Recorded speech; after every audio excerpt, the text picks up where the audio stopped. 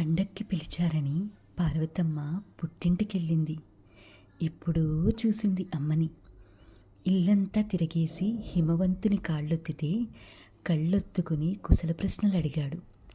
సాయంత్రం ఆ ఇంట దీపమిట్టాక తన తల్లి గుసగుసలు మొదలెట్టింది. ఏమి కాపురమే, ఏమి నీ సుఖమే, ఇప్పటికీ నాకంతు పట్టదే తల్లి.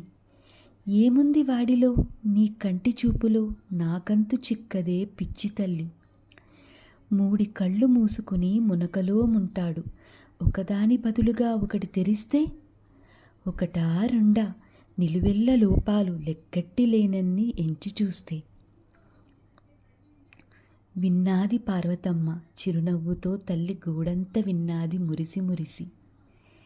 ఏమి లేదని నీకు బెంగ పుట్టిందే, నాకేమి లోటని భయము పట్టిందే. ఇంటి పేరంటూ లేనోడు గనకే పార్వతీపతి అంటే పలుకుతాడే అమ్మా. గోత్రము తెలియదని గొడవ పడతావే, అంబరం కాదంటే ఎక్కడమ్మా. బుద్ధులని చెప్పేటి తండ్రి లేడంటావు, వేదముకు విద్య నేర్పు గురుడెవ్వరే. కుబేరుడింటిలో దీపమై ఉంటాడు, కాలుడిని కాలితో తట్టి నిలదీస్తాడు. దిక్కుమొక్కు లేని దిగంబరుడంటావు, దిక్పాలుకలకెల్ల దేవుడమ్మా. అడుక్కుని తినే ఆది భిక్షువు కనుకే అన్నపూర్ణ అని నాకు బిరుదొచ్చినాదే. ఆస్తిపాస్తులు లేని అభాగ్యుడనకే అడగకుండానే తనలో సగమిచ్చినాడే. సరదాలు లేకుండానే హరికి ప్రియసకుడా, విలువ లేకుండానే విరించి తన శిష్యుడా. కాదనే అనలేక అడిగింది ఇస్తాడు, అంతకన్నా ఐశ్వర్యం ఎవరదమ్మా. చెప్పకుండా చేరి చిలికితే కడలి, తప్పు మీది అని చెప్పి తప్పించుకోక పాషాణమని తెలిసి పిల్లలడిగారని పట్టిమింగే తండ్రి ఎవ్వరమ్మా.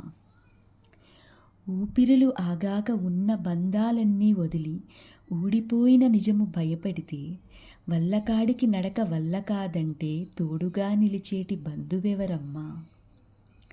పన్నగపు పూమాల తన మెడలోన మెరిసి కన్నుమూసిన శివుని మోము మురిసింది. పర్వతము పైనున్న భర్త గుర్తొచ్చి పార్వతిక పుట్టిల్లు వదిలి కదిలింది. ఆది దంపతులంటే అంతేగా మరి. ఏ దంపతులైనా ఇలా ఉంటే సరి.